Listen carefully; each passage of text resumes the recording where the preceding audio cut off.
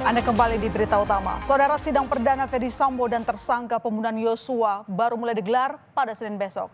Tapi tampaknya perang opini antara dua kubu yakni Ferdy Sambo dan sang justice collaborator Richard Eliezer sudah mulai terjadi di luar persidangan. 4 hari jelang sidang, kuasa hukum Ferdy Sambo memberikan kronologi yang berbeda BAP. Febri mengatakan jika tidak ada perintah menembak dari Ferdy Sambo, melainkan meminta Eliezer untuk menghajar Yosua. Namun yang terjadi adalah Eliezer menembak Yosua.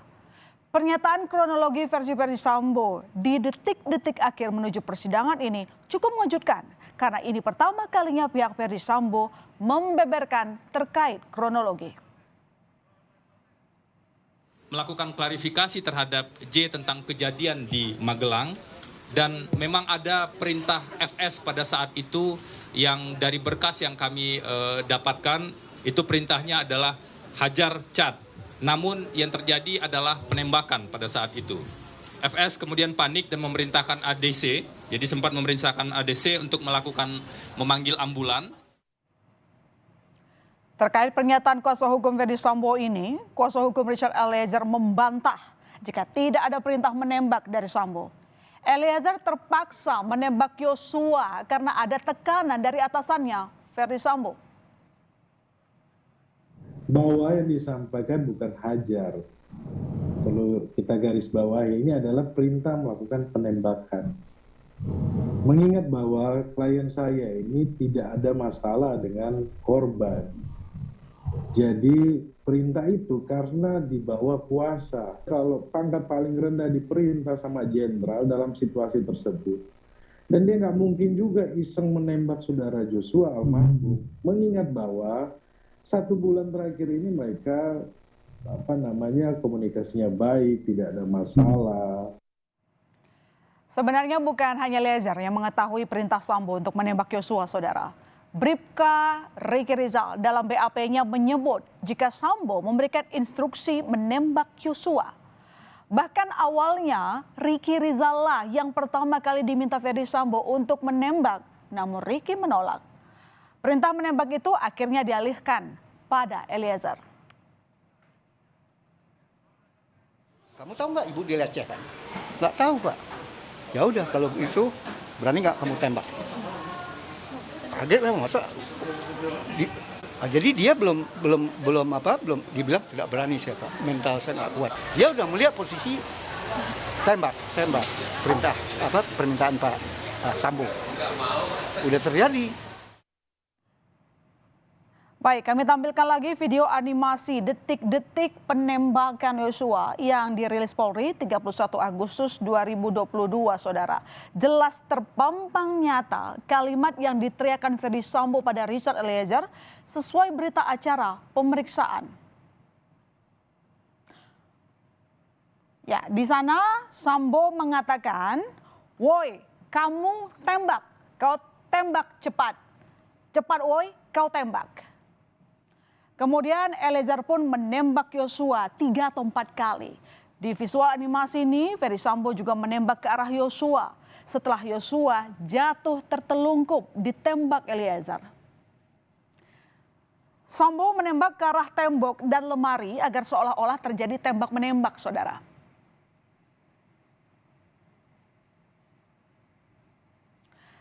Nah, terkait skenario tembak-menembak ini, ada poin menarik yang disampaikan oleh kuasa hukum Ferdy Sambo.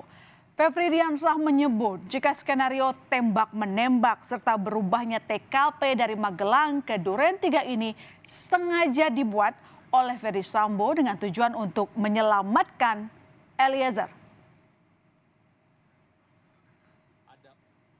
Membangun skenario seolah tembak-menembak dan kemudian memindahkan TKP yang ada di Magelang seolah-olah terjadi di Duren 3. FS bahkan mengakui skenario tembak-menembak dilakukan di rumah Duren 3 untuk menyelamatkan RE. Ini FS sudah meminta saksi RR, KM, dan PC untuk menyatakan kejadian yang sebenarnya. Kalau kita mengingat lagi perjalanan kasus pembunuhan Yosua, saudara, perbedaan kronologi versi Ferdy Sambo dan Eliezer memang sudah terjadi. Perbedaan keterangan ini tampak pada adegan rekonstruksi kasus ini. Ada beberapa adegan rekonstruksi yang ditolak dilakukan oleh Verdi Sambo. Dan dalam berita acara pemeriksaan, Sambo mengaku tidak ikut menembak Yosua. Sambo mengaku hanya memerintahkan Eliezer untuk menghajar Yosua. Ia juga mengaku panik dan bingung saat melihat Yosua terkapar. Namun Sambo mengakui ia melepaskan tembakan ke dinding setelah Yosua ditembak. Sambo pun lalu menaruh senjata di samping tubuh Yosua. Sedangkan pada keterangan Richard Eliezer, ia mengaku menembak Yosua karena diperintah oleh Sambo.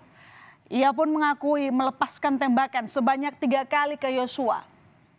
Dan yang paling signifikan, yakni Eliezer mengaku melihat Sambo melepaskan tembakan 2 kali ke kepala Yosua.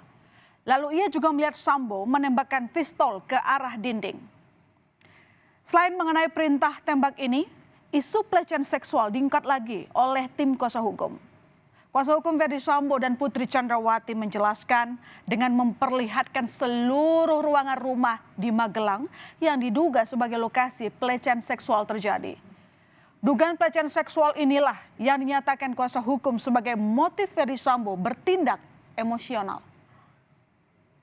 Ibu Putri menyampaikan laporan tentang atau informasi terkait dengan apa yang terjadi di Magelang, itu membuat FS atau suami Ibu Putri menjadi sangat emosional, dan kemudian FS memanggil RR dan RE secara terpisah. RR dan RE melihat FS dalam kondisi yang sangat emosional dan bahkan menangis pada saat itu.